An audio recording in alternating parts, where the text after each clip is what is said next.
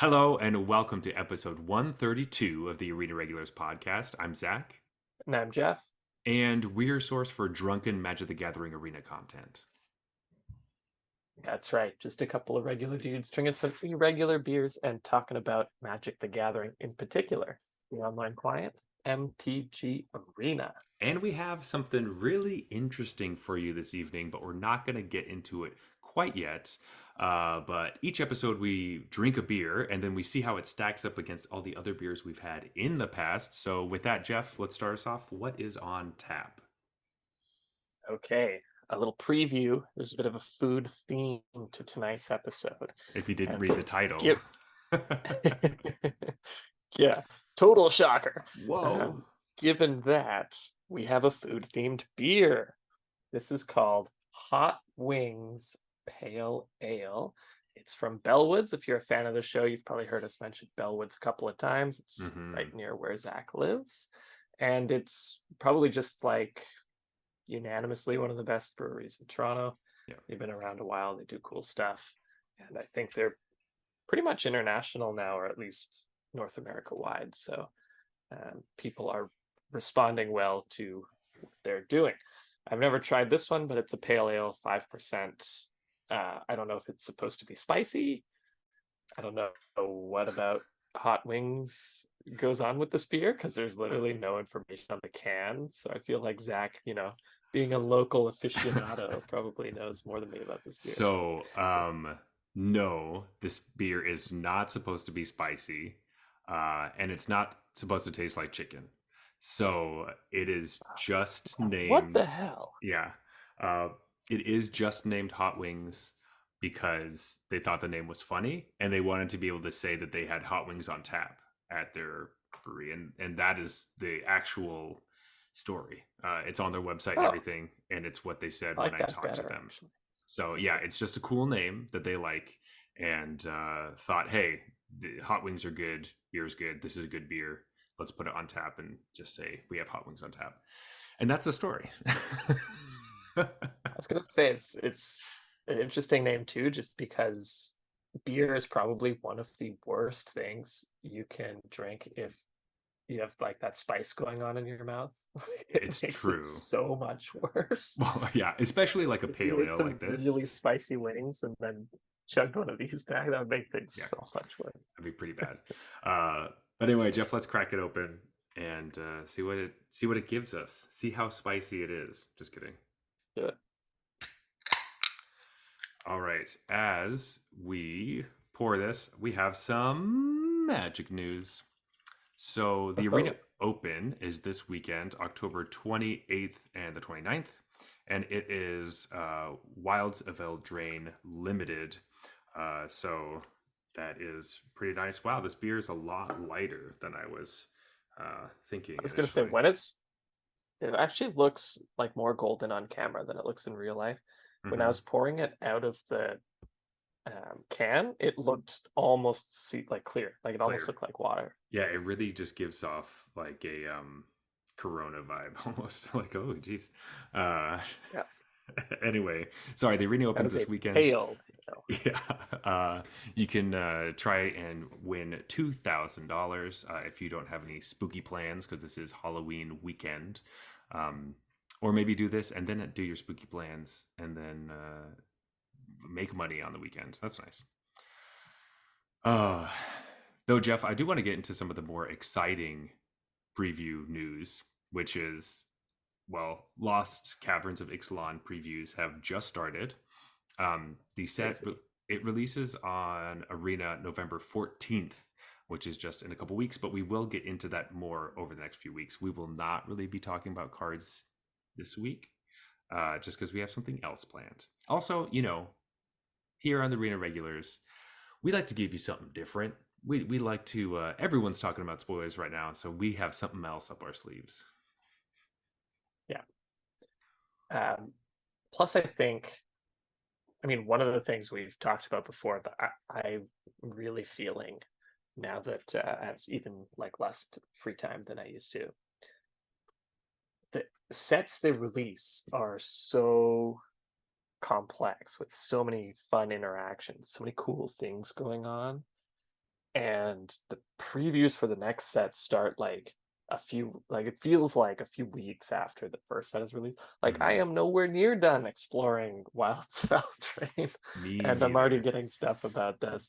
So let's keep talking about the super. Like I feel like if we just go into previews right away, we never end up going deep enough into what any of these sets deserve because Yeah, there's so much cool stuff in all of them. exactly. And until the way that they do sets now, it's like there's two fall sets essentially, and then there's a winter Mhm. set, a spring set, and then there's nothing in the summer that's standard related. Right. And so we have a desert in the summer of nothing. It's just like extra Yeah. things. And then we just get bombarded with It's like everything. sports, man. They've fully It's gone into true. sports. Yeah. Yeah, yeah. October is like, go fuck yourself. Everything's happening right now. Yeah. Like baseball, basketball, hockey, football. And then in the summer, you're like, couldn't one sport just be now? Like, It's I'll like, watch anything. yeah, just just baseball. Yeah.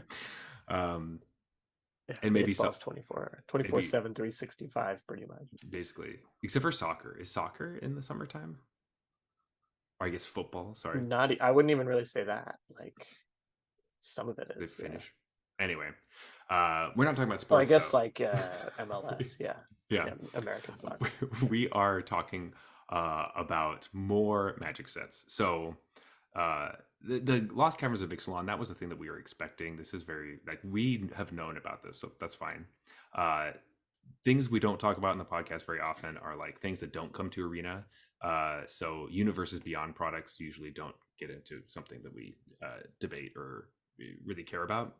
But I thought this was worth knowing that it was a few weeks after Universes Beyond Doctor Who came out, and the day before they started doing Ixalan spoilers, that there was an announcement that in a few years, Magic will be doing a crossover thing with Marvel for some sets, multiple sets.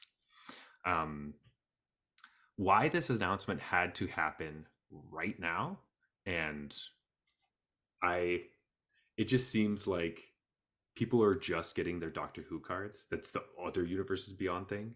And then there's also Fallout cards. We're also getting previewed. I forgot about that. So it was just a lot of these other IP things happening. And then they're like, oh, by the way, those other two IPs that people are already having feelings about, Marvel's coming in 2025/2026 or yeah, 2026. It's just like Right. there's just So my initial theory, and this is very loosey goosey, mhm, my initial theory is that this is somehow related to Marvel Snap and trying to capitalize on the player base there mhm, and be like, hey, Magic's cool too. And like, you like Marvel, right? And so there's a few different options. They might think Marvel Snap is sort of peak popularity right now. mhm. Okay. And like it's gonna drop. Or Or there's a big Marvel Snap thing going on right now as possible as mhm, well. Like I don't know the Marvel Snap community at all, obviously. Um, or for whatever reason, Marvel wanted them to wanted. do it now. Yeah. Um, so obviously if they're it's a couple years away, so that means that they're going to start working on the cards soon or they already have. But this is kind of them announcing like we made a deal, I guess, is what it seems like. Yeah. Um, And this is big enough that I wonder if the whole um oh, we're gonna tell you about the next 3 years of Magic, even though we don't normally don't, mhm. was to facilitate this announcement to make it not seem weird. That's Because probably also true. like this is a huge partnership, right? It's Like this is about huge. as big as Universes Beyond could possibly get. Hmm. Uh, and so it wouldn't surprise me if they were like, okay, well, we got to announce it at this time for whatever reason. It's going to be super weird if we do that. Why don't we tell them about the next 3 years and then it won't seem as weird? That would make sense. They do, for everything they do plan things out fair. I was going to say they plan things out well, but no, they plan out. No, you know what? I'm going to take it all back. They don't plan very well. I think that they just I don't know if I could give Well, them I credit think for that. sometimes they plan too far in advance that it doesn't give them the flexibility they need to come back and do cool Change stuff things. or fix things. That's true. Um, Um, so from a anyway, business standpoint, it keeps the machine running, but from sure. like a you maybe these sets could have been designed a bit better Hmm. standpoint, it'd be nicer if they were able to react to information Hmm. that's a little more recent. Yeah. So uh, I don't know with all the Marvel stab stuff and everything that's happening. The little notes that we know about Marvel for the crossover is that it is not the Marvel Cinematic Universe, the MCU, that they are working with. Marvel Studios. They are working with just Marvel. So it's all going to be more focused on comic book stuff. So hopefully they'll be doing the same thing that they did with Lord of the Rings, which I assume is that they're focusing more on the source material as opposed to the movies, which is a positive. And that means we could probably get some really cool comic book art by really famous comic book artists. So um, that is Yeah, something how much that of could be that is just like, they don't want to have to use Paul Rudd in the art for Ant-Man exactly, or yeah. whatever. Like, Because then, like, do you have to get there? Do you have to pay the actors for that and all that kind of stuff? absolutely, And then you also tie it it's to gonna be that. more complicated. And then, like, how many Spider-Mans do you have to make to have all the different Spider-Man actors on the art, all that kind of stuff? Yeah, So, it's gonna be like Godzilla all over again, where there's just 7 different Godzilla cards. mhm, I don't know what any of them were, and they yeah, were forced upon me in draft. That was super fun. yes. So we don't know if this will be an arena thing, but it sounds like it's going to be like the Lord of the Rings, essentially, where it's like a full draftable set or more than that, along with commander decks and all that stuff. So um, it's going to be huge. We don't really know what it means, but people are just afraid for Magic IP, and uh, if doing universes beyond stuff is more popular, like Lord of the Rings, the set has sold more than any other Magic set like ever. So the business implications that people are worried about is like, will this just become the new norm that Magic is just an engine and it just takes over? It just puts skins on Yeah, stuff. Um, but not to go too deep into this, but like, is that such a bad thing?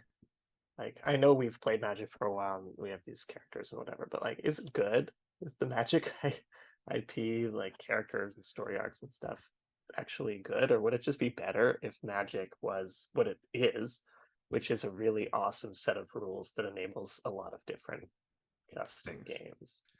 I think that I would my relationship to Magic would probably change drastically if that was the case. I don't know if my own enjoyment would stay with just the game if I have all these different things happening, especially going through universes beyond like Doctor Who, where I don't know anything about it and I don't get the cards. Like it doesn't make sense. Like in Yeah, Magic IP, when there's like a mechanical thing or like a flavor wise character, I can usually understand that a dragon breathes fire and things like that.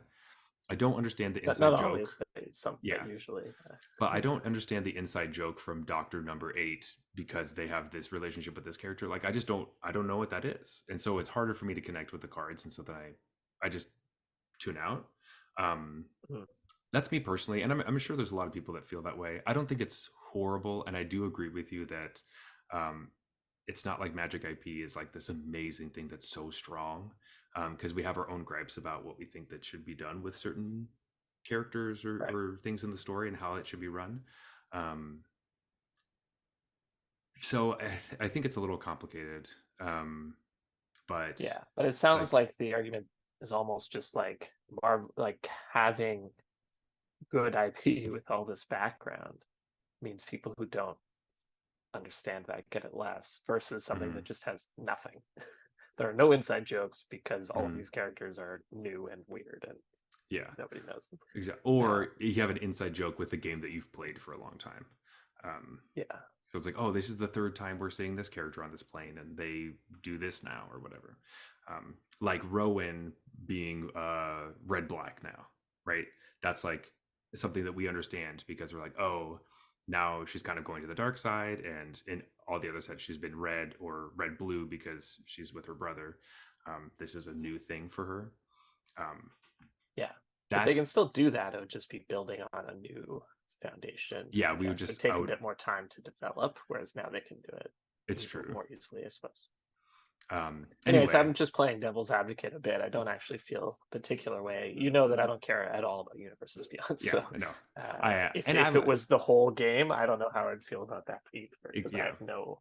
I haven't interacted with it in any way other Mhm. than what is forced upon me in the Godzilla type stuff. And I Yeah. guess that's like the only part I ever complain about that I didn't like. So Hmm. uh, the And one that was forced upon me. So and that is like the best version of Universes Beyond. It was everyone hopes that it's just Godzilla. Like honestly, it just reskins. Yeah. yeah, it's reskins of cards, and then it's just like, oh, that's cool new art for a card that already exists, but I can play But my most of my version. complaints about that was that there were so many versions of the same card and I couldn't Yeah. just like turn it off.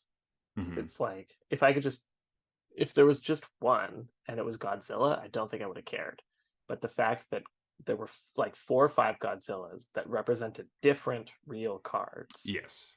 and Yeah. I wasn't allowed to say, "Hey, don't show me the Godzilla art. Show me the real card art." Mhm. That's when I was just like, "Which Godzilla is this?" Like, just have them all be unique characters, and I'll remember them. God That's damn true. it! That's true. Like Mothra, you didn't forget who Mothra was.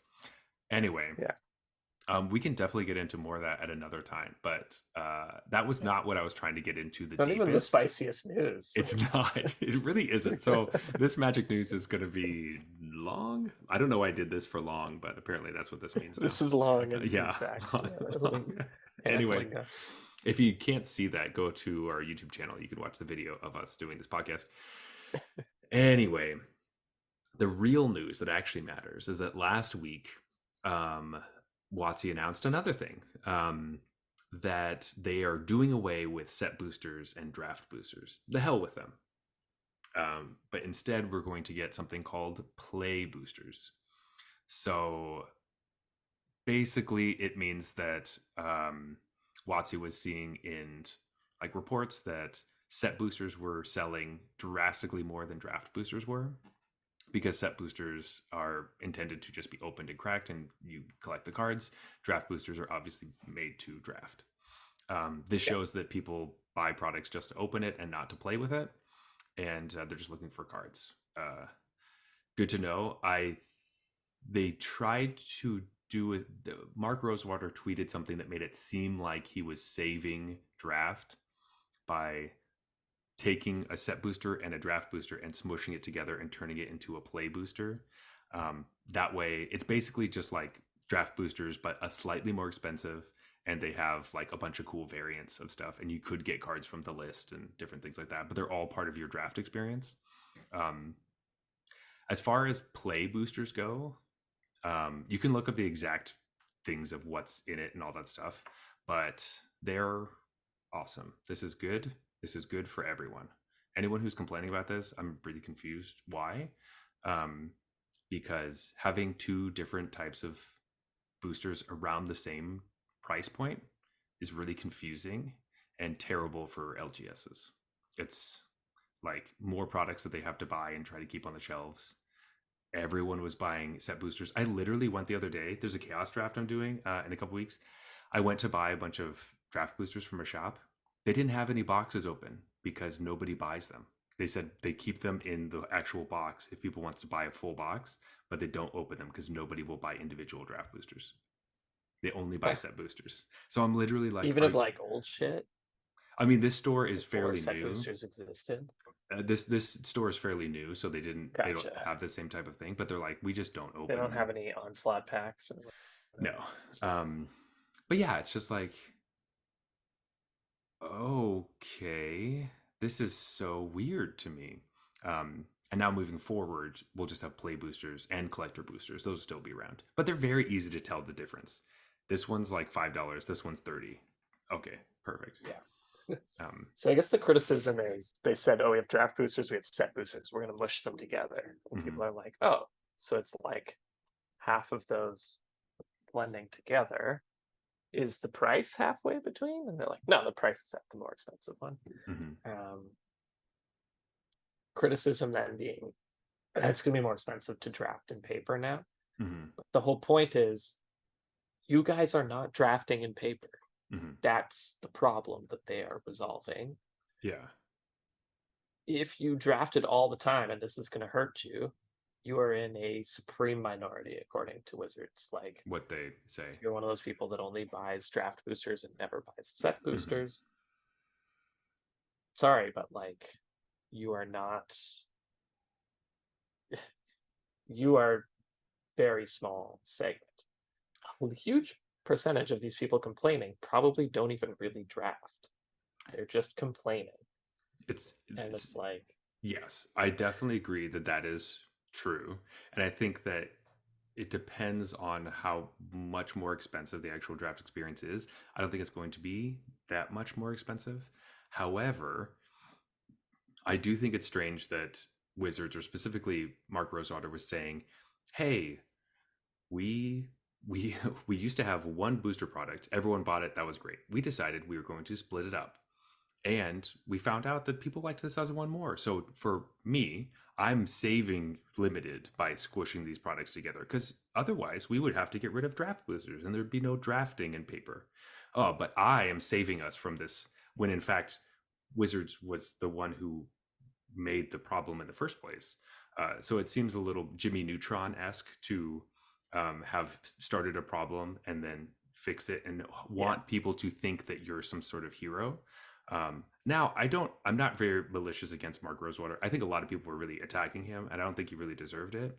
Um, but also, it shows us that the majority of drafters are on Arena, and everyone drafts on Arena.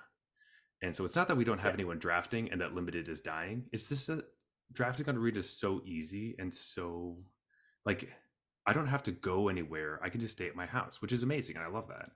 Um, and so most of the in-person paper experiences are all commander experiences, which is what LGSs do, and that's great. um, it just seems like their data feels skewed in the sense that they're like, look, nobody drafts, everyone likes set boosters. Like, yeah, well, they do draft on other platforms. yeah. um, so it just seemed, some of their comments about the backlash seemed a little weird to me, which I was kind of frustrated with. But Yeah. I And still think that play boosters are very good, and the right, actual play booster is a good thing.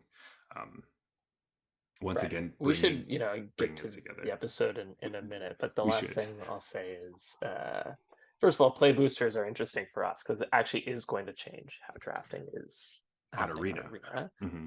um, which is fascinating. There's basically, as far as I can tell, just going to be more rares flying Yeah. around. Uh, but I think to your point about what you were saying, I think the answer is just Hasbro. I Hmm. think like Hasbro is really struggling, and Wizards of the Coast is like their Crutch. basically the only thing holding them up. Their Hmm. crutch, yeah. They just had another horrible earnings report like just recently. Um, so what I'm imagining is Hasbro is coming to them and being like, "Hey, we have these two products. One makes us less money, one makes us more money, and the one that makes us more money sells better. Why Hmm. do we have the other one?" And they're like, well, because our old players like really Hmm. that's for our, the people who've been with us forever. And Hasbro's like, I don't give a shit. Hmm. Get rid That's of it true. because it costs the same to produce. The margin is less. We sell it for less, and fewer people buy it. Are you kidding me? And so Wizards is like, well, give us a chance to like, Fix well, it. okay, yes, but let us at least redesign it a bit to not piss off, Yeah. everyone. To kill the game. Um, And I'm yes. certain that a very similar story happened for the splitting of packs in the first place. Was Hasbro came and said, "Hey, pack Hey. sales are down. What can we do? Hmm. We need That's. pack sales. Hmm. People need to buy more lottery tickets, and we need to be charging more for our lottery tickets. Figure out a way to charge more money for the packs." Yes. Yeah, I agree with that. I think that every play that is like grabbing for money has been Hasbro pushing very strongly behind it, and that's And that would what's explain happening. Morrow's comments too, right? As Hasbro Hmm. probably came and said, "Just get rid of draft boost, like Hmm. just get rid of them." Yeah, And so Mara's like, "Hey, we're like saving draft because Hasbro wanted us to just ditch it, yeah, basically." but he can't actually say that it's Hasbro or this Yes, person's the right. person who told me. And This person, I'm not gonna mhm, name any names, but yeah, but it was anyway. it was just a kind of offhand tweet in a comment to a tweet that blew up, um, which is why it felt so strange. But Yeah. anyway, I agree that that's probably what happened. We will be seeing play boosters with the Haunted Mansion set. I can't remember what it's called right now, actually. How I can only think of Outlaws of Thunder Junction because I'm stoked for that one. So I can't remember what the other one is called at the moment. Is it Um, Markov Manor? Or yes, with yeah, the Markov Manor one. yeah, Mysteries at the something like that. It's a yeah.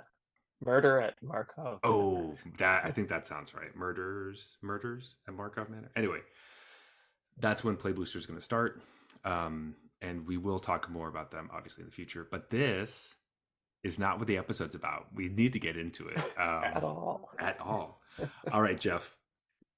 Please explain what we've been doing and our deck building challenge and what that is and our episode. All right, cool. So, a little while ago, we did a deck building challenge where we each started with a blue black or Demir mid range deck, and Mhm. we went off on our own, didn't talk to each other about it at all, made our own tweaks and changes, and came out with our own deck lists, and then reconvened and shared our deck lists. And, I don't know about you or our listeners, but I learned a lot from that experience. I thought it was super cool. Yeah. And we actually ended up with pretty similar decks. So what we wanted to do this time was sort of loosen the restrictions a little bit. Instead of Hmm. start from this deck and see where we end up, we decided let's start with a theme. Let's just Hmm. give ourselves a theme, and we'll go off and we'll build our own interpretations of a standard deck that is that theme. And let's see what we come out with. And we shared the challenge with you, our Hmm. listeners, and hopefully you guys built some sweet decks as well. But obviously, the theme was food. Hot Yeah, ones or hot wings. Hot surprise. ones. So we did have some restrictions. What did we say that was required of our decks? So we had two restrictions. So we're building a food deck, so you have to have at least 12 cards that say the word food on them. Whatever that means, it has to have food on it. And then the other restriction was you could not play the card Sheoldred the Apocalypse. Not allowed to put that in your deck. Anything else in standard is Yeah. fine. Um, but no Basically, we Sheoldred. were trying to avoid there was people just like, oh, I'll just play green, take green black, and like Hmm. squeeze in a couple of food cards, Yeah. green black mid range, and call it a day, or pick any deck that happens to have a food card in it and Hmm. just complete it by, satisfy the first criterion by Yeah. uh, This deck list is playing like squeezing some crap in. Restless Cottage or whatever it's called. So we have 4 copies of Exactly, those. We right? only Like need eight Restless more. Cottage already counts. Hmm. Exactly. So, but then again, also don't want Restless Cottage not to count. So Exactly. it was Because it does the count. easiest way seemed to just be ban the card that most people think is the best card in game one. Exactly.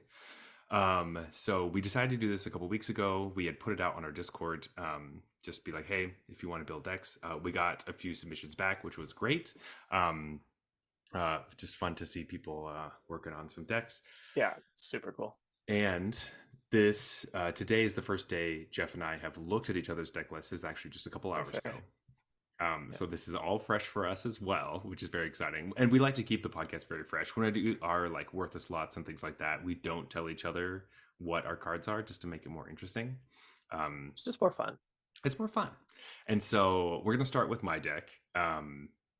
And I just want to say that I've gone on a journey. I do not know how your deck came about, but this is number 6 of the iterations that I went through. Oh, Um, nice. so I dove deep into this, but I think that early on, I knew I wanted to play Tough Cookie was really important to me. It just seemed like the food card to play. And then, Yeah. of course, if I'm playing Tough Cookie, then I want to play Ginger Brute because Ginger Brute's my favorite. Um, and so I think that made a lot of sense. Um, but then getting into it, finding my other food cards was difficult. So I know I'm green, and I went through. I think I started Naya because there was a weird food card I found that looked cool, like Rocco the chef. I don't know if you saw that when you were playing and looking at decks. And I started with Rocco the Oh chef. yeah, I took a good Hmm. look at Rocco, but I was just like, ooh, I don't know if I have time to explore this one. I feel like it's just not going to get there. I wasted some time doing it. If you don't know, Rocco is basically like one and Naya, so that's white, red, green. He's like a 2/4, and then at the end of your turn, you at the end of each player's turn, they like exile cards from the top of their deck, and then anytime someone plays a card from exile, you, the Rocco owner, get a food token. Um, so it's kind of this play from exile type of thing, but you're also giving your opponent. It doesn't really matter. I identified that I didn't think that card was very good, and I should move on quickly. And Yeah, I was very loosely at some point being like, what about Rocco? You know, this play from exile thing, and then you have like mhm. Ashiok, you know, your opponent's exiled Mm, cards. I was like, are we doing 5-color Rocco Ashiok? Like, food and I was thing. like, no, no, no, there's no time for that, Jeff. Yeah, it's too I only much. have 2 to build this Yeah. deck. Yes. So we had 2 weeks. I went through a bunch of different things. Ultimately, I found that a white green deck was what I really wanted to do. It lived in my base of auras, um, and stuff like that. But I realized I needed a little bit of help in some of my matchups, so I added blue for counterspells against Sunfall and Farewell So primarily. interesting that you had that journey because when I look at this deck list, I'm like, this is so Zach. Like, Yes. this is a Zach take on food for sure. Yeah, and it felt very fitting. So I was like, I have to do this one. Like I had some other things brewing, but I was like, nah, this feels right. So I'm calling Mhm. this Bant Brunch because we're playing blue, white, green, which is Bant. Um, and we are just going tall. That's the point. Yes, So love it. the deck is playing 4 Ginger Brutes. We're playing Skrelv to protect our teething Wormlet, um, which And your hasn't. ginger brood. Hey, Mhm. and your ginger brood. And your Ginger Brute. But usually it's people that are trying to kill your teething Wormlet. That's the 1 mana green worm that whenever an artifact enters the battlefield, you gain a life, and then if it's the first time that happens, it gets a +1/+1 counter. Also, very important, if you control 3 artifacts, it has Death Touch. Um, so this card, as well as Elvish Archivist, which is like a 2 mana 0/1, and it does the same thing when artifacts come into play. It gets 2 +1/+1 counters, but also when enchantments enter the battlefield, you draw a card. Now, I I only have 1 copy of it because I played around with more, and it's just too weak or fragile, and doesn't super get there. It just seemed like the Yeah, I obviously looked at this card as well because mhm, just like, of it's course, I ended up not playing it at all, but for basically the reason you're talking about. Like mhm, sometimes the game is so fast these days, just playing an mhm, 0-1 for 2 is just too bad a lot of the time. There are times when this card is amazing, but mhm, there are too many. If you're playing 4, for example, like there's just too mhm. many times where it's an 0-1 for 2. Yeah, my thing is that if it was an 0/2 for 2 or a 1/1 for 2 with all the same abilities, it would be fine because then you could play it and then also play an artifact. It'd become a 3/3 or a 2/4 and it wouldn't get cut down, which is the Yeah, thing that happens too often. Um, right. which is Which what is probably exactly why it's an 0-1. exactly. Um, which is why it's frustrating. But with But that, that's literally the line between bad and good, as exactly, far just the as 1 point. Um, yeah. and then I'm also playing Patchwork Automaton because it basically does the same thing, but it has Ward. And it's also an artifact, so it kind of feeds it into it a little bit. I still don't love this card, but playing it and knowing that it's not going to die immediately does feel good. Um, So you have a card that I don't know if you want to talk about. mhm. There's a card that you have in your deck Yes. that makes me hate Patchwork Automaton because it doesn't work the right way Yeah. with it. So maybe I'll leave that as a spoiler, and when you get to that card, I will say this is the card that I hate with Patchwork Automaton because it just gets 1 counter. Uh, Yes. So I think you're specifically talking about Tough Cookie, right? Oh, No, so that one annoys me as well. I That's a mean, good that point. also happens because so Patchwork Yeah, Automaton is it's a 2 mana 1/1 artifact with Ward 2, and whenever you cast an artifact spell, it gets a +1/+1 counter. So that means that when there are cards that make food tokens, it does not get it from the food. You have to cast artifacts. right. Um, so Which Tough makes it not Cookie, ideal in the food deck, yeah, it's not perfect. but it still does the thing, right? Like Yeah, your deck's all artifacts. It gets bigger. Like a fifth copy. yeah, it is definitely one of the cards that I was going back and forth on. This deck originally had 2 copies of it, and I took one out because of the amount of times it was just not getting there. Um, but but it still helps sometimes. Anyway, um, okay, so now I know exactly what card you're talking about. So, my other food card is Sir Ginger. So we have all the gingerbread because they're all amazing. Um, Mhm. Sir Ginger's the 3/1 that is so good. Um, I I love Sir Ginger for all the reasons we've talked about.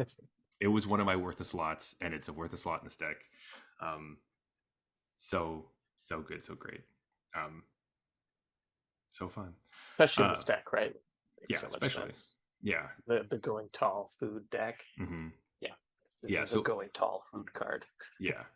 Um, and the card you were alluding to earlier, that now I realize this is the one you're actually talking about, is the Goose Mother. Um, so this is the card I really didn't want to play when we started this. I looked at all the food cards and I was like, well, I'm definitely not playing that one. Um, and then it, and then I played for a while and was like, man, maybe I need this card. Yeah. Um, it's like X green blue, so it's a Simic card, which traditionally I don't care for, and it is exactly like a what's Hydroid Crisis. Basically, that's what it How looks dare like. you? I, that's what it looks It like. makes you think it's exactly like Hydroid Yeah, Crisis, but it absolutely is not. it's not. Um, so at the base, it's just a like a 2 mana 2/2 flyer, but when you pay X, it gets X +1/+1 counters on it. And then when it enters the battlefield, you get half X food tokens rounded up, which is actually really nice. Rounded up is great. And when it attacks, you can sacrifice Be a food. absurd if it rounded down. Absurdly bad. Yeah, it would be bad. But whenever it attacks, you can sacrifice a food to draw a card. Um, but in my deck, it's just a really nice, like, 3 mana 3/3 flyer a lot of the time. So yeah, so mini spoiler, this card is in my deck as well. I find X is zero most often for me, Yeah. just in the way my games play out. Hmm. Sounds like you're saying X is usually one. It's usually one. Because then getting the one food is nice. But I'm also usually doing something else on turn 3. And so it's like, I'll wait, I'll save that for later. Right. Um, it's usually like a combination of a couple different artifacts with a creature that cares about getting +1/+1 counters. Because a lot of my deck goes like, you want Skrelv early to protect everything, and so sometimes you play off curve for that, or whatever. Um, what I really want to get to is the meat of the deck. Really is like we're putting +1/+1 counters on things, and then we use Slip Out the Back and Skrelv to protect our creatures so they can survive. Specifically, Slip Out the Back because I think our worst matchup is against Domain, because they're playing Sun or like control domainy decks because of Yeah, yeah. Sunfall and Farewell, and because of I guess things that exile and stuff like that are frustrating, but needing to phase out is really important for sweepers. Um, Mhm. and then of course we have Spell Pierce, but the fun stuff is when we get to Ozolith, the Shattered Spire, which is a card that you reminded me of a couple weeks ago. We were talking about a deck list, and you had mentioned this card, and I was like, oh Yeah. right, I forgot that was a card that would be really helpful. So And so this was actually the card I was talking about. So all the interesting. stuff you mentioned is like, well, it sucks that tokens don't count. Yeah. This is the one that really pisses me off because it's a cast trigger. The Ozolith has a double Oh, the counter on the on the on okay. that. I don't know why, but that just makes me mad because it's like the whole point of these two cards is that they should work The, together, and they do not. yes. Okay. I mean, they do, just not the I first. love that I was thinking about all the because this has happened to me before and it is frustrating, but and I do think about it. I'm like, oh, that's so annoying. Um Right. It's because like, at man, this if it worked the way it should with the mhm, Goose Mother, like I'd just jam it for 10 and this thing would get huge. huge. um anyway, so the Ozolith is doubling all your counters and you can also put counters on stuff, which is huge. But the But like real the Ozolith works the way you want it to with Teething Wormlet because it's it a ETB does. and not a cast. So Exactly. like the fact that Patchwork Automaton's a cast is always just like that's the thing. If I were playing this deck, I would always forget that and be like, oh, son of a. Yeah, I have definitely forgotten that. But the thing is that like at least the automaton has ward, so I feel better about it. It usually takes them a turn or two later to actually be able to kill it. Um, Yeah. but the real thing that was interesting is that I'm playing Agatha's Soul Cauldron. Yes. I don't. This is what I've been since seeing the deck list. I'm like, Mhm. tell me about Agatha's Soul Cauldron in All this right. list. So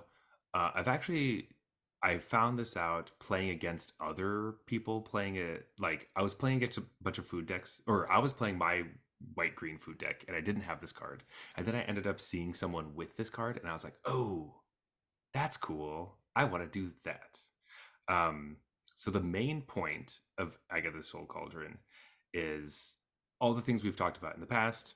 Um, you get to exile cards and put counters on stuff. My deck already wants to put counters on stuff. You get to double the counters with Ozolith, blah, blah, blah, blah. It's an artifact, so it triggers all Sure. my stuff. That's great. But what you really want is that I've won many games by, on my turn, sacrificing my Ginger Brute so I can play Agatha's Soul Cauldron, exile it from the graveyard, and give one of my creatures the Right. ability to be faster than everybody else. And so I have like a 7/7 or whatever, and then they can't block it, and then I win the game. Um, that is why I get the Soul Cauldron is in the deck. It basically gives evasion to one of my creatures, or all of my creatures, because everything with counters has Ginger Brute's ability, which is Right. Yeah. that's I feel like we money. talked about that, and I'm like, that's awesome. It And I is, forgot, and now I'm learning it again. That's yeah. amazing. Love it. So um, that is super super sweet. I love that. Um, You know, you were talking earlier about like the food card to play is Tough Cookie, and I would mhm. say the food card to play that first appeared in this set is Tough Cookie. But Yeah, for me, the food it's card to play is it's Ginger Ginger Brew. Brute. I fucking love Ginger Brew. Yeah, I think what my as I've gone through this whole thing, I now identify that Ginger Brute is my favorite card to see. But Tough Mhm. Cookie is the one that gets killed the most. And Tough Cookie's on Agreed, though. everyone's radar. 100% agreed. Yeah. Tough Cookie's on everyone's radar, and it is where I started the journey. But I ended the journey with, um, I think that Ginger Brute's just the best. And if I can give everything its ability, then that's amazing. Um, so that Yeah, was a lot of fun. We rounded out with Audacity, just of one course. copy. It's not a Zac deck without at Hmm. least one Yeah, Audacity. So. we have Welcome to Sweet Tooth just to make sure we have enough food cards in our deck. Also, it does all the things we want. Um, and these enchantments also trigger our Elvish Archivist.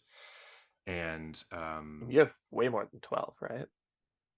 Oh, you have 15, yes, yeah, looks like. yeah. I have more than 12 for sure. I just want to make sure. And the other random card that's in the deck that ended up just working out sometimes is Simium Simulacrum.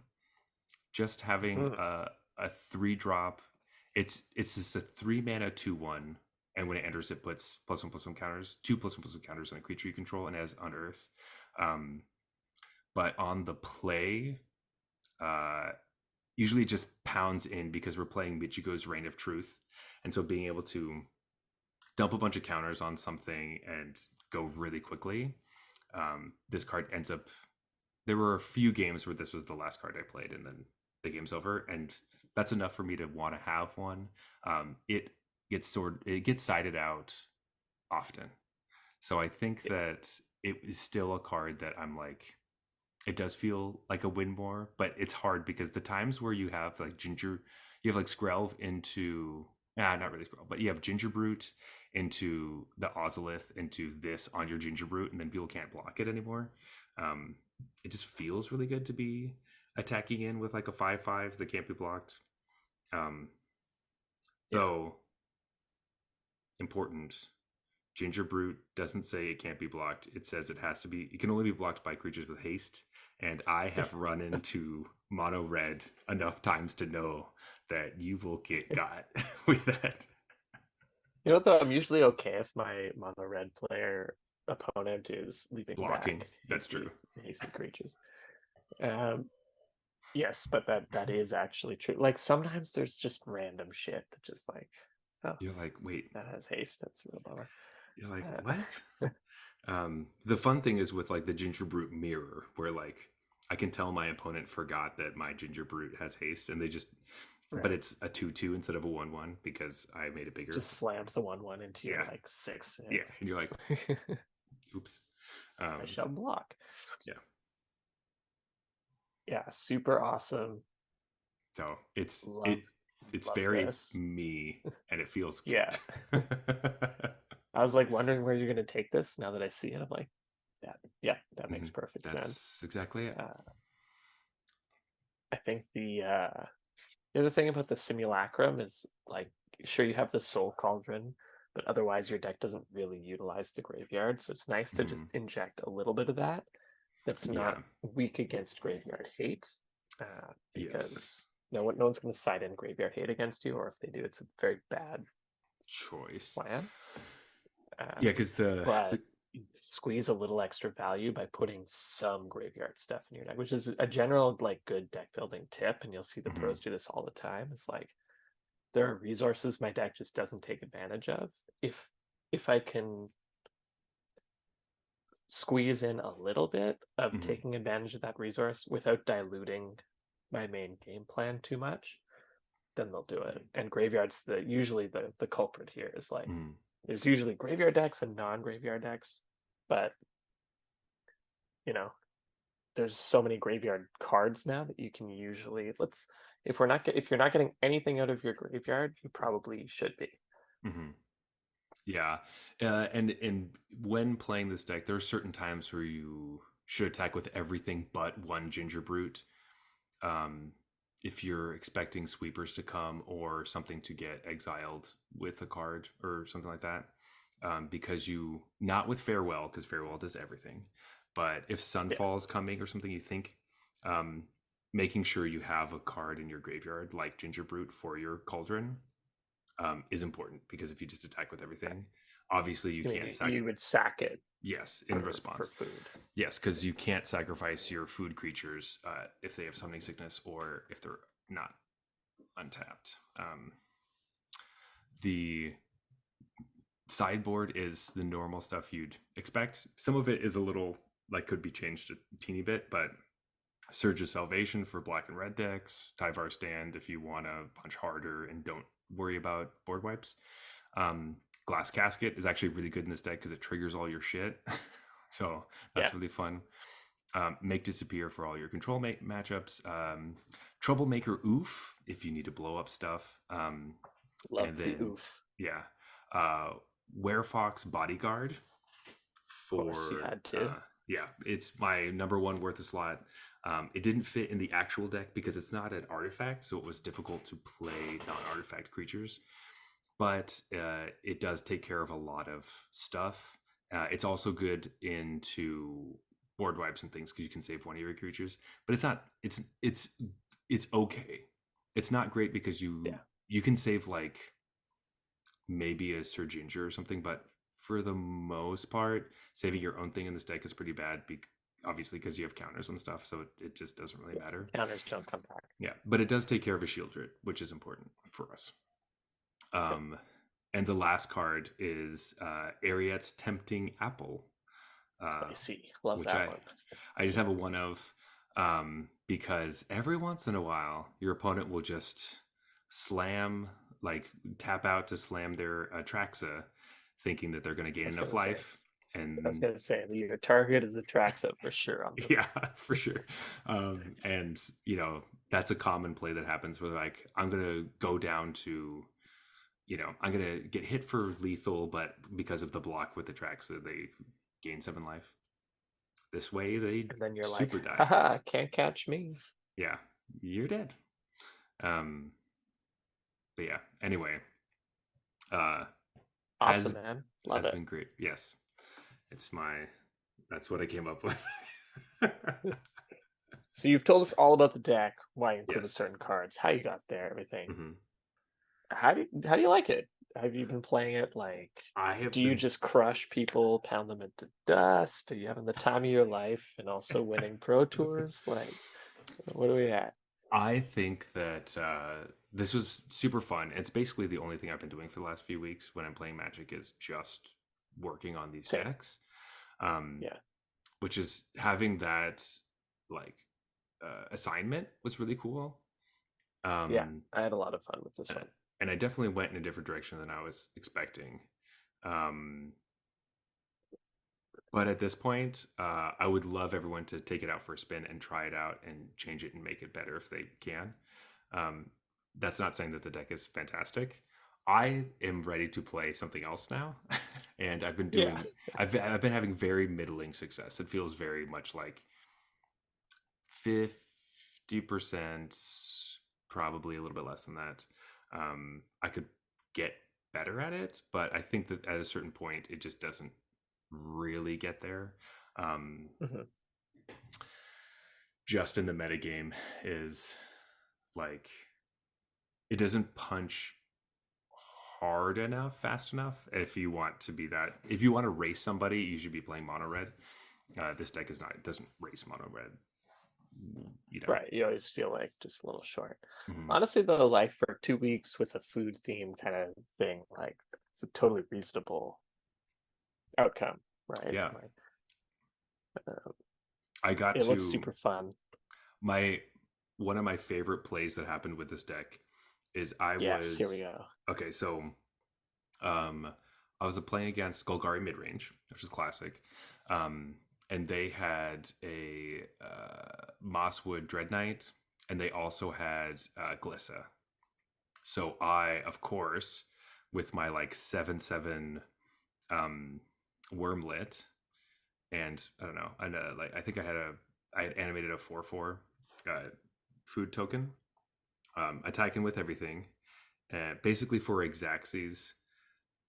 Oh, sorry, I put Audacity onto my Wormlet. So my Wormlet has Nice. trample.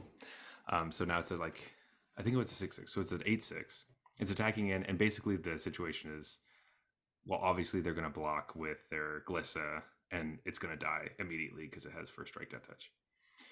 And then I get to surprise them with the Surge Salvation so that I get to prevent all the black damage happening to my worm, and I get to trample over and kill them. Um, Oh, that's which awesome.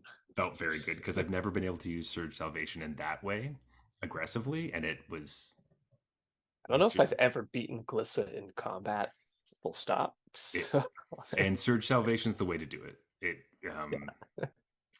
instead of just avoiding her all the time, um, you just And get you to know your opponent felt rock solid, like with the yes. Glissa. They're Like they're like just like, what can they do? If they it's don't like kill the Glissa, I'm good. yeah, and then boom, there you go. So that was a surprise victory line that I found. That was a lot of fun. Um, though when you start to think that, I know this isn't correct and I know this is stupid, but when you start to think that your opponent's creatures don't deal damage when you cast Surge Salvation, you just need to remember that it doesn't deal damage to your creatures, not you personally. Because then every once in a while, I get in the headspace of like, all right, if I cast a spell, it fogs every one of their creatures, which is not true. Surge of Salvation would be outrageously busted if Yeah. it also protected you. Yeah. It's like, oh, well, because it doesn't it gives you hexproof from their stuff. That's why it gets, yeah. That's why I get Yes, it's confused. one of those confusing ones where it has two clauses. One of them Mhm. affects you and your permanents, and the other one just affects your Your creatures, permanents. which is Yeah. like, Oh, yeah. Just your permanents. Or sorry, your creatures. So that's the one well, thing. damage doesn't go to like artifacts, right? But Exactly. yeah, so one Hmm. affects you and your permanents, the other one affects your permanents. Yeah. Yeah. I did like to mention that we are playing Mirix because every once in a while that helps quite a bit. But Mirix is also amazing. And Yeah, Restless I mean, Vinestock has also been very good as well. Uh, I won mean, me a few games. Mirex like is I think exceptional with Teeth and Wormlet because it lets Hmm. you trigger the ability on your opponent's turn. Yes.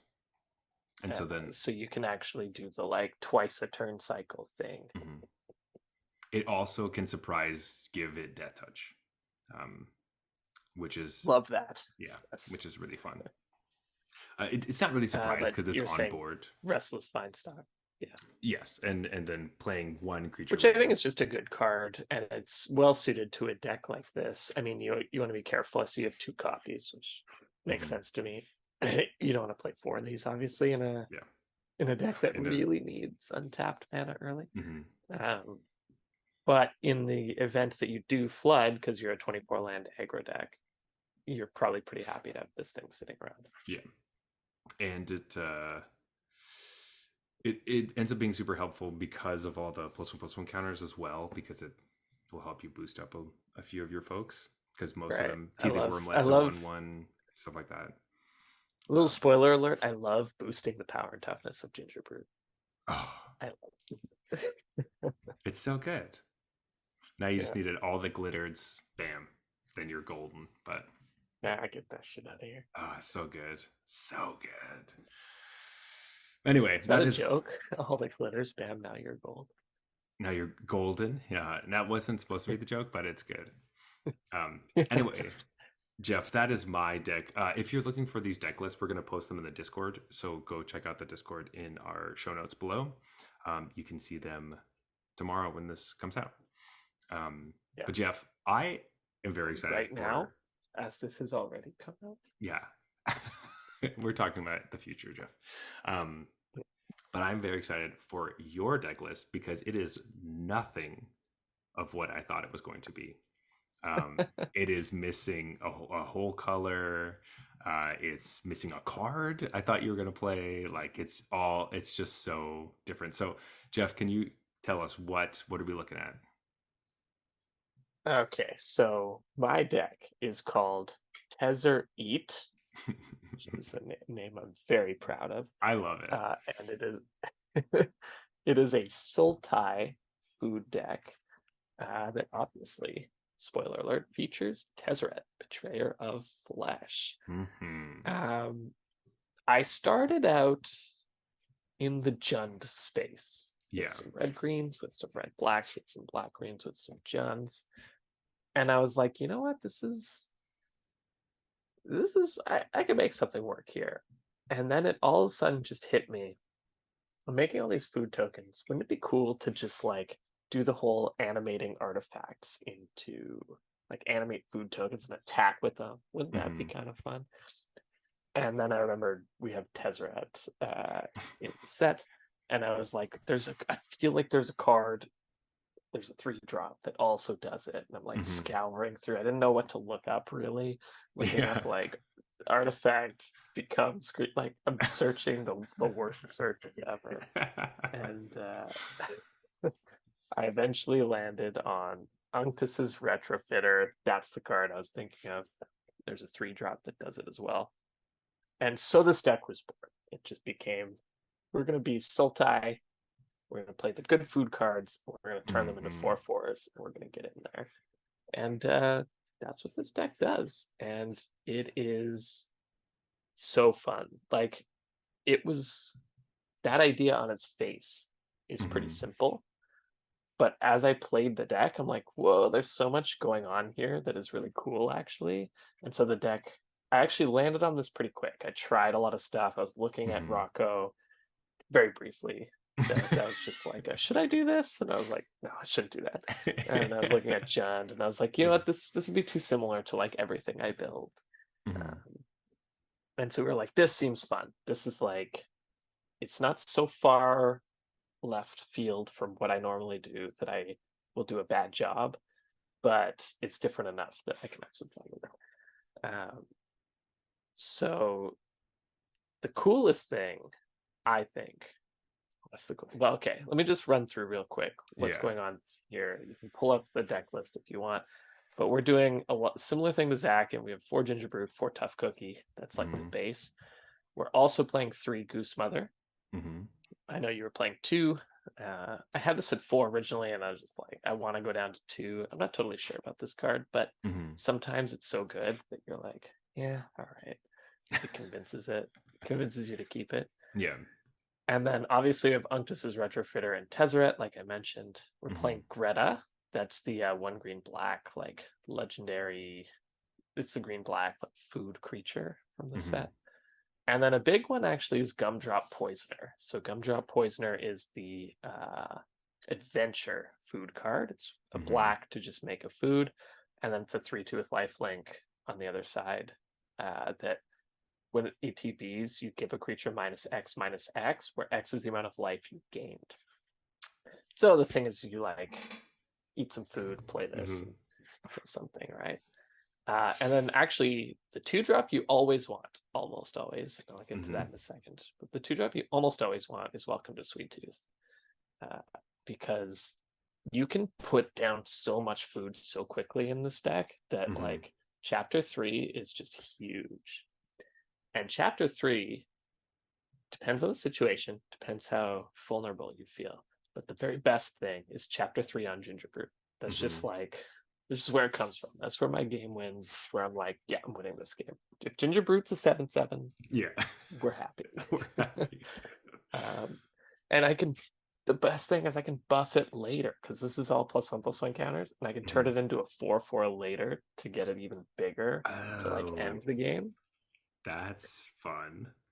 I win a lot of games like that because my opponents are always like, "Oh, Tezzeret can make food token into a 4/4, but I'll just block that. I'll take Mm-hmm. 7 from the Gingerbread." I'm like, "Make Gingerbread into a 4/4? Attack you for 10?" Uh, and some other than that, I'm playing just like removal, Mm-hmm. Annihilating Glare, Go for the Throat, Make Disappear, and I have a one of fun of that has been awesome, which is Sword of Once in Future. So I had the idea after a few iterations of this deck Mm-hmm. to play the swords. They were originally Yeah. both in the sideboard, but I was running into blue and black shit so often that I just moved this into the Mm-hmm. main deck straight up. Um, but swords are a lot better when When they cost they're 0 mana to equip. That's what I was gonna say. Yeah. That is Yeah. awesome. I love that you're playing a sword. That's or I mean you're playing Oh both, but yeah. one's in the main deck. I Yeah. love that this is in here. And so not what I thought was gonna happen. This deck is so sweet.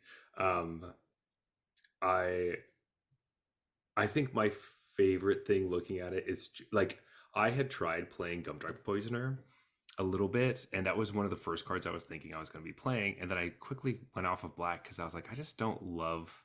It feels like Yeah. I'm supposed to do that, and it just doesn't feel like it's really working. But the fact that Gumdrop Poisoner is so good when all your food costs 0, when your food are Exactly. just tap gain 3 life, it makes Gumdrop Poisoner kill anything. It's so good. And that's what I didn't necessarily realize that because I built the deck as animating 4/4s. Hmm. And then I was lucky that I had Gumdrop Poisoner in once. So I was like, oh wait. So Tezzeret uh only lets you activate 1 food for free. Okay, So it's not literally just like anything's dead, gotcha. but Okay, it so the changes first the one. calculus from I play Tezzeret on turn 4, you drop Sheoldred on turn 4. Turn Hmm. 5, I sack 2 foods and play Poisoner. Hmm. So it just lines up so well because normally you cannot kill in a reasonable game you cannot kill Sheoldred with a Gumdrop Poisoner, Hmm. but in when you have Tezzeret, it's actually curves right into a 5-drop Gumdrop Poisoner to be Oh, able to that's build it. perfect. And then a lot of the time you just kill like 1 food's usually enough, so you get it for free kind of on a Hmm. lot of other stuff. Um, but Tezzeret also lets you sack food on your opponent's turn, which usually changes the race against mono red because you're just sacking food for free every single turn and committing Right. to the board. Um, the Tezzeret, like at first I was like, yeah, Tezzeret lets you sack food for free once a turn. like that'll kind of matter, but Hmm. no, it's actually awesome. Like, Super because you helpful. don't want to sack food, man. It's too expensive. You want to play stuff. Hmm. The fact that you just get to sack the food for free changes a lot of games. It's Uh, like way better than I thought it was going to be. And then the cherry on top of the already like frosting that I didn't realize on top of this ability is it makes tough cookies animating ability cost one. So you can animate during your opponent's turn for just one green, or the most common thing is you're like, you have a bunch of food, you have a tough cookie, and you like play Tezzeret, you animate two food tokens for like one green from the tough cookie and one from the mhm. Tezzeret, and you just like go to town for an your opponent's always like, what am I taking? Like 4 or 5 damage, and they take 12. You know, like it, it's super fun. That's so awesome. Ah, man, I wish that I found the Tezzeret line. That's so good. Oh, I love it. I'm even playing blue. I wish I'm so jealous. Tezzeret is so much better than I thought he would be. Uh, Um, and I thought he would be like pretty decent. yeah. Also, in the late game, Hmm. I mean, it's kind of awkward, but like I plus him quite often. I'm almost always discarding two lands in the late game Hmm. because I'm drawing, and I always think this is hilarious. I have the option to discard a single artifact, and I draw my 1-drop Gingerbrute, Hmm. and I'm usually like, not discarding that, no chance in hell. It's like I draw my 1-drop artifact. I have the Hmm. option to just discard that or discard 2 cards, and I'll almost always discard 2 cards because my 1-drop is awesome in the late game. It's Uh, like that's ridiculous. I don't want to discard my artifacts. You know what I mean? yeah. Um, Oh, that's so funny. yeah, this deck has been pretty decent. Like, I think it just catches people by surprise Mm, because you can deal a lot of damage out of nowhere, and the Tezzeret ability mm, just kind of comes up all over the place. Like, Gingerbird's free. mm. You can play Tezzeret, activate Gingerbrute to make it uncapped like too Right. fast, and Yeah. then Just um, always. yeah, Oh. Oh, I like it. like all that little stuff. You're like, what? It just adds up. I like it Um, so much. Oh, that's so great. I've never ultimated him Okay. because I'm so committed to the -2. But the Perfect. ultimate is also really appealing. Hmm. And originally the deck had the green enchantment that lets you tap food for mana, and then Oh, right. Yeah, yeah, yeah, yeah. I had that Night too. of I Food's have Betrayal, something like that. Night of Sweet's Revenge. Sweet Revenge, yes. Something like that. And I was like, oh, it's gonna be so sweet when I ultimate Tezzeret to make all my artifacts tap. I get draw a card, and then I tap them all for mana. I can Hmm. draw a 12 card. I was like, well, how is that ever gonna happen, Jeff? Just cut this fucking Yeah, card. that card, it's not good. It's really not good. As much I've as I like it, yeah, it had to go. yeah. I tried it many times as well, and it Yeah. had to go. So But yeah, I'm sure there's interactions I'm forgetting to mention too. Like Greta's just so awesome because uh it against control, it lets you just sit back. You get to beat their hmm. face, and then like, oh, you sweep the board. I guess I'll sack all my creatures for cards. Yeah. Like, you have a couple of counter spells in there just to like, am Hmm. I holding up a Greta activation in case you sunfall me, or am I going to counter that Yeah. sunfall? Get out of here. uh, yeah, Welcome to Sweet Tooth definitely is one of the standouts for me of I didn't know this card was going to be good in my deck, and now I'm like, Hmm. that's the 2-drop I want. But I did mention there's a caveat earlier. The biggest bummer of Welcome to Sweet Tooth is that if you try to curve it into Unctus's Retrofitter, the food token will have Summoning Sickness because it's a Chapter 2 food token. So it Yes. doesn't quite work. So your dream draws are like two different. You have two different ones. You want like Hmm. Gingerbread into Welcome to Sweet Tooth into like let's say Greta, Hmm. or you want uh like a tough cookie into Unctus's retrofitter so you can animate Right. the food token right away. Yeah, that's interesting. That does make a lot of sense. I I play obviously Welcome to Sweet Tooth as well, and I had four at one point, and I eventually went down just because I think with my deck I just needed the counters, so I just couldn't. I needed them right Yeah, away. I you have wouldn't. enough buffing Yeah, going on too and yeah. stuff. So It ends up being not what I want, this is but like my only way to, put or counters like my main way to make ginger brute really menacing. huge, and you also have way more food things, so it makes a lot more sense for you to be like, hey, Oh yeah, like we can generate mhm, 5, 6 counters off this. This is sort of the norm, yeah, unless they're interacting with you. They're like killing tough cookies. They're doing that. Then you only get 3 maybe, but hmm you're no, probably okay with that. this deck is so sweet. Do you want to run through the sideboard or Yeah, the just sideboard is honestly nothing special. Like I've spent so mhm, much time on the main deck yeah, that the sideboard is just obviously sort of Fortune Frontier, the red green sword, got to be hmm in there just because it's so sweet if you ever run into like a Gruul deck. And we just have some duress for control and whatnot, and disdainful stroke kind of go hand in hand. hmm Then we have some stuff for aggro mono red in particular. We have the fourth Gumdrop Poisoner and 2 copies of Cut Down. Then we have some stuff for um, basically domain control based decks that play a lot of enchantments. That's the Troublemaker Oof. He's got hmm to get his way in there. Um, Liliana comes in just generally when I feel like it's decent, and Lord Skitter, same thing. hmm But I feel like I need a little more uh, graveyard hate because don't forget that our land, Restless Cottage, does do some graveyard hate.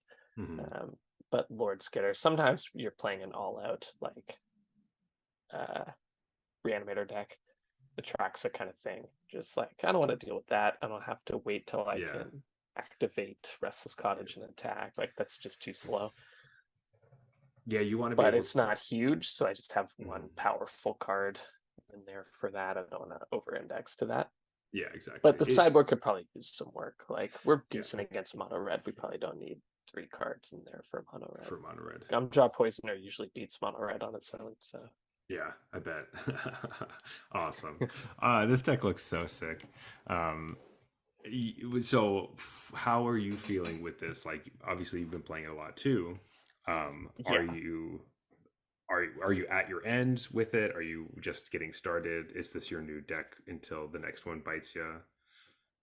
I think I'll take a break and then reevaluate. Maybe I'll come back to it. Maybe not. I Hmm think this deck is solid. So I was like frantically trying to get a 5-0 in the league to just post it into the Discord and like try to scare you Yeah. kind of thing. But uh, I I recorded so many 4-1s, man, like Oh so man. many, but I just couldn't get 5-0. And I was aggressive. If I was like Hmm if I was like 2 or 3-0 and I lost, resign. Like I'm happy Start. with 600 gems. That's fine. Hmm I'll spend, I'll lose a little bit.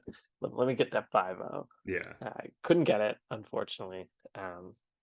I think if I were to like keep working on the deck in a serious way to try to make it competitive, because I think it could be competitive, not tier 1 or anything, but hmm like it could be a reasonable deck. The biggest weakness of the deck, I think by far, is the mana base. And it's not really super fun to tweak mana bases and make sure they're No. good. But like we're playing Sultai, hmm rough. You have a lot of pain lands. We're playing Sultai that wants to be untapped land the first 3 turns, 4 turns of the hmm game. So it's difficult, and you lose a lot of games to your mana base. hmm And I'm sure this is not optimal. Like there's no way it's right to play 4 Yavimaya Coast. Yeah. There's just no way. There's no way that's correct.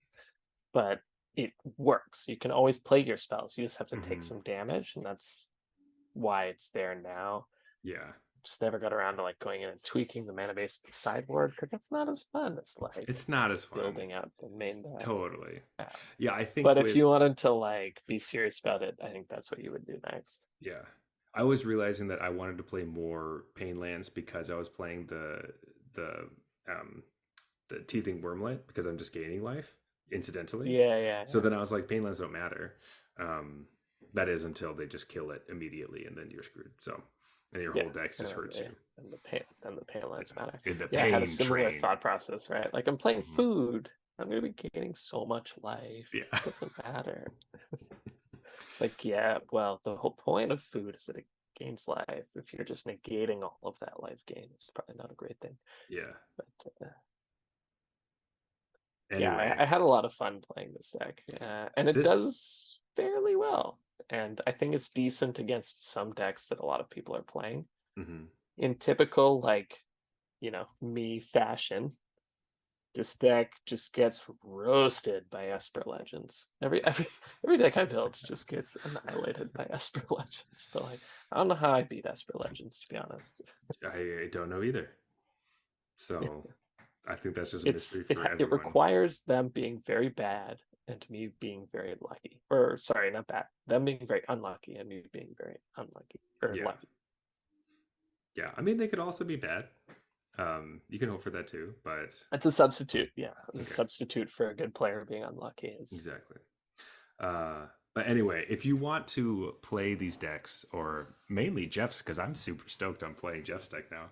I don't know if it's because I've been playing mine forever, but I I think want that's it, to. because I'm excited to play yours. And I'm actually wondering, like, should I find some room, squeeze some of the mediocre cards out of my deck and just play Wormlet here?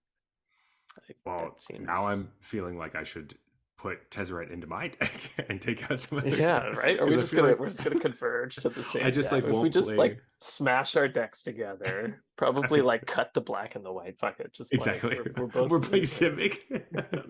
That's our like worst or the that's most our. hated of all color combos. That's what I wanted to say before we wrap this up. Is that I cannot believe that starting this, I thought that I was going to be like, you're playing black red or like Jund colors, and like I was really hoping not to play Goose Mother because I didn't want to play a Simic card, and then we're both playing the We had Simic card. We both both playing Goose Mother. yeah, we identified that like the Simic food card is good, and like it Yeah. just it hurts. Like the fact that you're not playing your like 3 pointer is Yeah. crazy to me. Which Jeff had picked food fight as his like 3 pointer in the worthless slots, Yeah. which is still a really good card and was Oh yeah. good and would be super good I've with played Tezzeret played too. with a lot of that. Oh. Oh. Tezzeret food fight combo. You end God up damn playing, yeah. it. Are you playing But what do I Teamer? cut? Do I cut? I guess I cut Got black. black. Yeah, it has to be team. It has to be teamer. There's no way I'm not playing Tough Cookie. Yeah. Tough Anyway, Cookie is too good. And man, Tough mhm, Cookie feels busted when his ability costs one. That's all I'm yeah, gonna say. Like that it's just sounds ridiculous. the turns where I have 7 mana where I can activate my Ginger Brute as well as two tough cookies, like that feels good enough. I mean, I Yeah. play a lot of limited, so like that could easily be part of it. But anyway, Could have just been three um, Tough Cookies if you had a Tezzeret out yeah, there. amazing. Uh, I love it. I love this. Tell us what you think about these deck building challenges or little experiments with standard. If you like them, or if you have an idea for the next one we should do, either during Lost Caverns of Ixalan or whatever. Because these are pretty fun. We we like them. I loved it. That was super Hmm. fun. Yeah. Uh, it's super fun. And if you want to try something yourself, maybe figure out something with you and your friends, and you can get together and do this. Tell us all about it in our Discord channel, because we'd love to hear what you have to do. Honestly, doing these things and being able to share it with another person has been so huge. Obviously, you can do stuff yourself or like tweak whatever, but like having somebody to post the deck list to and talk about with this. I mean, this was us doing it in real time, but um, yeah, it makes magic magical. That's so stupid, but it's true. It's the gathering and magic. Yeah. It's magically gathering together for a magical gathering. Um, I think that's as anyway, cheesy as we're gonna get. So yeah, it's probably time for last call. All yeah. right, Jeff, we drank a beer this evening and we should rate it on our scale from bronze to mythic, just like the tiers in Arena. However, this has nothing to do with what tier you are in currently, because everyone's in different tiers at different times. So don't feel bad when we say that bronze beers are trash. They're horrible. They're so bad you have to spit them out and you cannot finish them. Silver beers are bad or Mhm. just boring. So, like, your Budweisers of the world will Yeah. fall in this category. Gold beers are fine, but you won't really think about them again. So, platinum beers are good. These are good beers, solid. You would drink them again and you like them. Diamond beers are exceptional. You like these quite a bit, and you would drink them often and share them with your friends. And Mythic, best of the best. These are the beers that you would just like go out of your way to acquire. They're Hmm. that good. Yes. So we have hot wings this evening. Um, this one, I had tasted this one other time because it seemed Hmm. interesting. Um, so it's fun to do it on the show. I think it tastes. I'm having the same feeling as when I had tried it back then. Although I think I might have liked it a little bit more this time than I did the first time I had it. Um, Interesting. but what are your Did you have it on thoughts? draft the first time? No, Or no, no. I had it in a can. so again? Yeah, I thought it was like in Bellwood's fashion, pretty good. It's pale Hmm. ale. They tend to make what they tell you they're making, and Yes. like they're good at just making beer. So Hmm. the baseline is pretty high. Um, I still felt like I was kind of expecting a bit more from it. I don't know if Yeah. it's just like hot wings with the fiery can, and then I pour it and it looks like water, and I'm like, And then it's it has, not super high in flavor. Like it was yeah, still a totally fine pale ale, but it was definitely lower down. one that pulls its punches. Yeah, which was interesting because I was actually really enjoying that tonight. Uh, Yeah. just that it wasn't. It tasted very much like Bellwoods. Bellwoods kind of has like a style with their Hmm. IPAs, and this Yeah. one tasted like this is a Bellwoods IPA, absolutely, but a little bit pulled back, um, Hmm. which was kind of nice. Yeah, Uh, it was I really think good. it's. I think it is a bit of like a I don't. I think you could give this to somebody who's not really into pale ales or into this stuff, and they could enjoy this beer because Yeah, it has some nice flavor, but it's not so bitter or like for super hop sure. forward. So yeah, I like it. Yeah, Um, I think that's a really well-made pale ale, mhm, and I dig that. For me, I think it's still platinum mhm. Yeah. Oh yeah. Yeah. instead of diamond. Like, It's definitely. you know, Mhm. it's just the combination of things that it's actually a really light and like in both color and taste Mhm. pale ale, and then it has this like big fiery can. I was just promised something different than I was getting, uh, Yeah. Yeah. Yeah. in a For sure. way. Um, but it's still like super solid. So Yeah. I don't think I can go lower than platinum, but I also don't feel like I can go higher than it, if For that makes sure. sense. I think that the first time I tried this, I wrote it off as gold, being like, whatever, it's just part of the lineup. I'm probably never going to get it again. But then tasting it Hmm. tonight, I liked it a lot more than that time. And it felt really refreshing and nice, but also, some of their other lineups, they have like Bellweiser and stuff, which is like their Pilsners and things. And this feels like a nice step up of like something that would be refreshing. You could probably drink this with hot wings and be okay. It's not going to kill you. Oh, maybe Yeah. that's the secret there. They made it So, so pale, like mhm, you know, that it's refreshing with something spicy. should Anyway, have put but some lactose in there or something. oh yeah, but no, I you're definitely on the money with the platinum. It's like it's solid, it's good, and I like it. So anyway, that is what we think about hot wings, and it is time for closing time. So you can always reach us at Arena Regulars on Twitter and Instagram. You may find us on MTG Arena itself under the username Arena Regulars Podcast. If you want to talk to me personally, you can find me at Zulberg. That is Zeul on Twitter and Instagram. But Jeff, where can they find you? Best places on our Discord channel. I go by at regular Jeff on the Discord channel. Please tell me any improvements you can find to the deck I posted, or Mm. Would love to retroactively see any food inspired decks that you guys have created. Yes, please post those. Also, there Just is because we've shown ours doesn't mean you can't show yours. that's true. And also, just because we finished our experiment doesn't mean that you can't start one right now.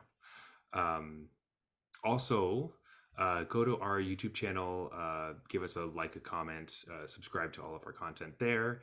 Find us on iTunes, give us a review. Go to Spotify, do the same thing there.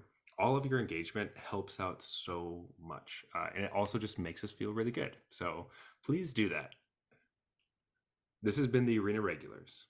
Reminding you that the best magic card with food written on it is gingerbread. Good night.